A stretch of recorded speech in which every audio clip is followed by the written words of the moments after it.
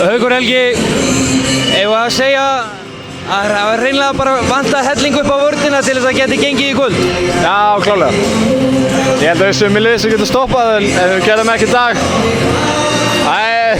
Þeir náttúrulega bara spiluðu vel, spiluðu okkur bara sundur saman og við vorum ekki alveg að finna okkur í róteringu. Kannski þetta alltaf ég að koma inn og svona nýtt, en ég meina við erum bara eftir að bæta okkur. Þú fékkst nokkra daga til þess að eins og segir að smokraðir inn í hlutinni á Njarðvíkingum. Það hefur væntanlega ekki verið nóg. Hvernig áttu vona á það að svona hlutinni þróist í okkur á næstu dögum? Nei, ég meina, já, þetta var svolítið fljótt að gerast en við þurfum fleiri daga til að ég geti komist inn í þetta aðeins og þeir lærst á mig og ég lærst á þá. En við erum eftir að gera það sem betur fyrir stutt í næsta leik reyndar, þannig að maður þarf að gera það svolítið fljótt.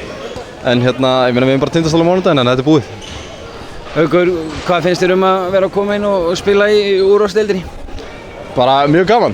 Leiðilegt reyndar að koma inn í þetta svona, ég bara kannski þarf að koma mér í aðeins betra form. Þetta er aðeins hraðari boltar en maður er vanur.